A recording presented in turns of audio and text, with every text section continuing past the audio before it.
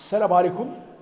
الفيضانات والامطار اللي سالت بالنهارات ان شاء الله يجعلها في الخير والعافيه ان شاء الله يا رب العالمين. عندي رساله للناس اللي خسروا خسائر، خسروا كاين اللي ديارهم، خسروا المنازل تاعهم، كاين اللي خسروا في الاراضي تاعهم المنتوجات تاعهم، كاين اللي خسروا اصحاب المال كما نقولوا احنا الشياه الغنم، خسروا ماتوا لهم. ربي يعوض لهم ان شاء الله الخسائر تاعهم، وربي يشافي المرضى اللي هم مرضى، فهمتوني، وربي يوسعها على كل انسان ان شاء الله يا رب العالمين. وهذه باش الرجوع الله تعالى بالصلاه، ونسامحوا بعضنا ونتعاونوا مع بعضنا في فعل الخير ان شاء الله يا رب العالمين.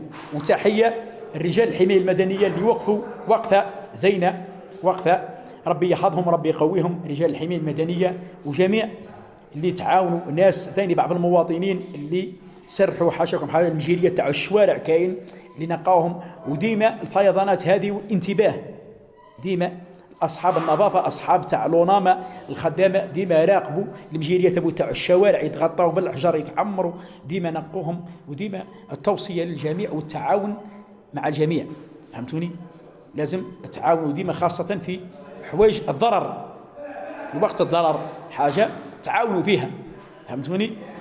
وربي يجعل هذا المطر اجعله في الخير والعافيه لجميع المدن كاع، في الاغواط، في افلو، في النعامه، في طاقين، سرقين، في مدن ياسر من بينها الى اخره. اجعل هذا الخير والعافيه ان شاء الله يا رب العالمين، وربي يحفظنا ان شاء الله يا رب العالمين، وربي يسهل كل انسان ما يتمنى. وشكرا.